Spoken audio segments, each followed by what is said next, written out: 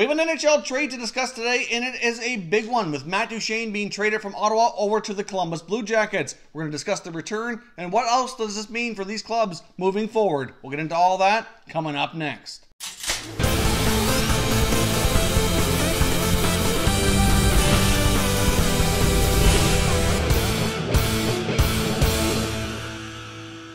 Hey everyone, and welcome back to another video here at Top Shelf Hockey. If you're new to the channel, thanks for stopping by. We review and discuss all 31 NHL teams, so if you're a huge hockey fan, consider subscribing and clicking the bell so you don't miss anything. So as I mentioned off the top, we have a huge trade to discuss here today, with Matt Duchene being traded from the Ottawa Senators to the Columbus Blue Jackets. Now, this is the first real big name to be moved here as we approach the deadline, which is coming up quickly here on Monday, February the 25th. As we've seen last night in New Jersey, the Ottawa Senators weren't taking any chances where they had Matt Duchene, Mark Stone, and Ryan Dzingel all as healthy scratchers, which was probably a very wise thing to do if they're not confident they're going to re-sign. In Duchene's case, I think we've already known here for a few days for sure that he was not re-signing, whereas with Mark Stone and Ryan Dzingel, there's still some question marks. It's not looking good for the Senators to retain them, but it's not a foregone conclusion for sure that they're leaving either. So I guess we will see here as we continue to approach the deadline what other moves the Senators make. But here are the full details of this trade. The Senators moved Matt Duchene along with Julius Bergman, who has been a prospect defenseman playing in the minors,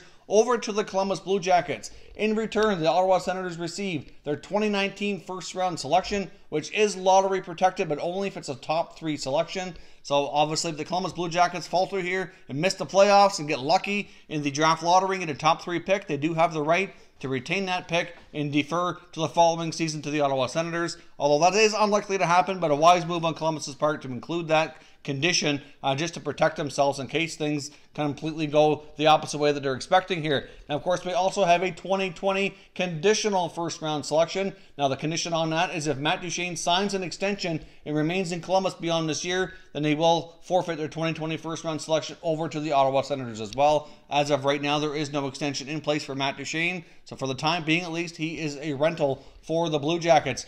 Now, the Senators also received a few prospects from the Blue Jackets, including one who is fairly highly touted here, Vitaly Abramov, who was a third-round pick back in 2016. He had been playing over in Russia, where he's from, playing his first pro season in Cleveland in the American Hockey League, and has been making a pretty good impression on most people down there. It's certainly a player who's garnered a lot of attention this year, so that's a pretty good pickup for the Ottawa Senators. They also acquire another prospect forward in Jonathan Davidson, who's over playing in the SHL in Sweden, where he's from as well. He was a 2017 6th-round selection. His numbers so far in the SHL for a player of his age aren't too bad as well. He's currently played in 35 games and has 20 points. So really, overall, I must say the return here isn't too bad. I mean, considering what we saw the Senators do in the Erik Karlsson trade, the return here doesn't look too bad so far. Now, of course, for the Blue Jackets, they were able to kind of go through this and acquire Duchene without really giving up anything at all off their roster. Plus, they still have a lot of their top prospects, including young forwards like Alex Texier and Liam Foudy, who I really thought would be likely who the Senators were kind of key on here. Clearly, the Blue Jackets were not wanting to give them up, and I don't blame them. As much as Abramov looks like a pretty highly touted prospect and could develop into a pretty solid player, those other two guys right now probably have, even that much more long term. So I guess we'll see for the Columbus Blue Jackets how this works out. Now, in some ways, this creates more questions than answers, as we know the Columbus Blue Jackets, like the Ottawa Senators, have a lot of pending UFAs that they're likely unable to retain beyond this season. We've got Sergei Bobrovsky in goal, Artemi Panarin at forward, who we've discussed at great length of what's going to happen. Are they going to keep them as their own rentals and kind of take their chances and go for it? Or are they going to end up trading them so that they don't risk losing them for nothing? Now, at this point in time, Columbus is certainly in the playoff hunt. They're not guaranteed a playoff spot by any stretch of the imagination here.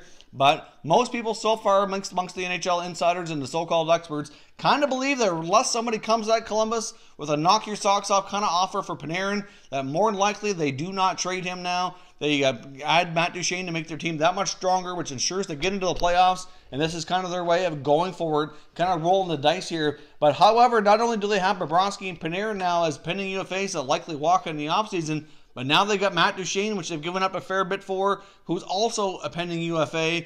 And no guarantee that he's going to stick around either. I've already seen some chatter online saying that maybe Matt Duchene could still potentially re-sign with the Senators in the offseason. It's been well known that he's loved playing in Ottawa, loves the city. You know, it's good for his family, it's close to home and all that stuff. The sticking points on the contract extension talks with Matt Duchene and his agent and the management with Ottawa really seem to be more about the organization's future and kind of their plans to kind of rebuild here, not so much about money. Matt Duchene's even said that himself publicly. So hard to say exactly what happened. For Senators fans out there, would not bank on Duchene returning via free agency. At the same time, I would not completely count it out either. Until he signs a contract somewhere else, you just never know. Hard to say. Like I said, there was a lot for him to like about Ottawa, but at the same time, it gives them a chance to kind of get their things in order here, see where the organization goes, and maybe if he's still a free agent come July 1st, we'll see, I guess. But like I said, I would not hold your breath. It was highly touted here that Columbus and Nashville were going hard after Duchene. They really wanted to bring him in. And the Blue Jackets appear to have won the race here. So we'll see what happens. So let me know your thoughts down in the comments. What does this mean for the Blue Jackets? Do they still hold on to Panarin and Bobrovsky now? Do you likely think that they won't be traded?